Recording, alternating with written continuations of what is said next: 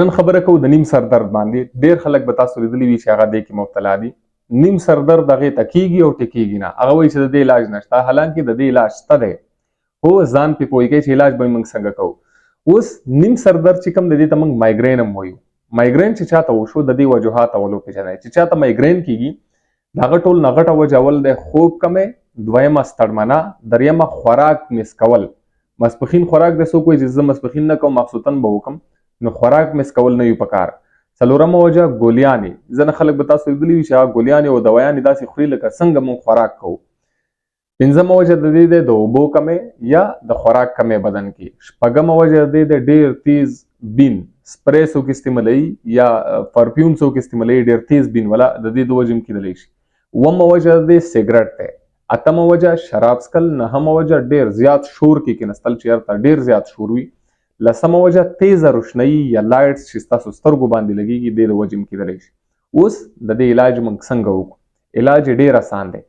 د دې قسمونه دي ځان سره به خپل یو پین راوالی او یو به کاغذ ځان سره والی. دا ځان سره خامخا نوټ کوئ چې کله تاسو ډاکټر ته ځئ. دا یې طریقه دی چې کله هم تاسو ته ماسپښین درد رالو که نه، د مایګرین د نیم سر درد چې کله تاسو ته رالو، هسې مثال در کوم، تاسو ځان سره ولیکئ چې ماسپښین موږ ته درد شروع شو او سحر ماسپښین چې کله ختم شي که نه، مثال در کومه، نو بیا به تاسو څه وکئ ځان سره ولیکئ چې دې ماسپښین نه شروع شو بیا سحر ماسپښین ختم شو، مطلب 24 ګنټې زما دا درد وچلېدو.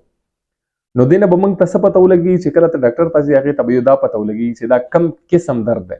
ولې چې مایګرین د نیم سر درد چې کم دی دې کې قسمونه دي. بیا 8 ګنټو والا قسم یوازې دی پکې، د 12 ګنټو والا یوازې دی. ځنه داسې وي چې هغه شپه ورځ وچلیږي، یو ورځ پوره وي، ځنه د 2 ورځو وي. نو ډاکټر ته به څه شی پته ولګي چې یو دا قسم درد دی.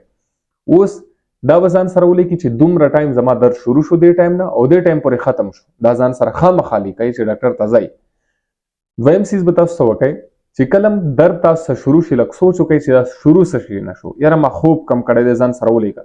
ولې چې کله هم خوب کمی وي که نه، ځنه بیماریانې وي د خوب چې هغې ته موږ انسومنیا وایو. نو چې کله چاته انسومنیا کېږي که نه، نو د خوب کمی هغې کې راځي. د خوب کمی نه چې کله درد شروع کېږي، نو موږ به څه شی کوو؟ بیا اول به د خوب علاج کوو. چې کله ستا خوب پوره شي، ستا سر درد به بالکل ټیک ټاک شي. ضروري څه شی دی، ځان سره پین او کاغذ خامخا رالئ. چې کله هم ستاسو درد شروع شي هغې کې ټایم لیکئ چې دې ټایم نه درد شروع شو دې وخت نه او په دې وخت ختم شو، او د دې د وجې شروع شو، د سګرټو د وجې شروع شو، روټۍ ما نه وخوړلي، ګولیانې مې ذات استعمال کړي، یا خوب زما کم و، یا خوراک زما پوره نه و، یا شور کې ناستم، یا تیز لایټ کې پرفیوم نه. نو چې کله د وجې پته ولګي چې دا وجې نه شروع شو او دومره وخت و چې کله هم ته ډاکټر ته ورشي هغې ته چې څنګه ته خپل پیج کېدې، ستا علاج بالکل اسان دی. بیا اوس ورتله چاته پکار دی؟ اوس داسې نه دی، اکثر خلک دا غلطي هم کوي.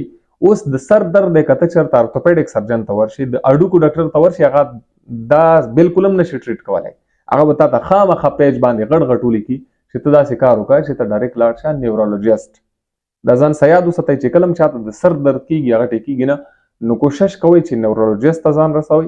نیورولوجسټ ته تاسو چې کله کښېنئ خپل پیج ورته کېدئ چې دا موږ لیکلي دي دې ټایم نه درد شروع شوی دی او په دې ټایم ختم شوی دی، دومره ټایم ما ته درد وي. دویمه خبره دا ورته وکړئ چې ما ته درد شروع کېږي اکثر څه شي نه، چې کله دا څیزونه تاسو هغه ته مخې ته کېدئ، د یو ټیسټ ضرورت هم بیا نه وي، نو تاسو چې بیا ډاکټر بار راغواړئ هغه څیزونه نه به خلاص شئ. ډایرکټ په تا ته ولیکي چې ټیک دی، دا څیزونه دي، دا ګولیانې دي او دا څیزونه کوه، دا مه کوه. د دې علاج به بالکل ښې اسانې طریقې سره وشي. مهرباني.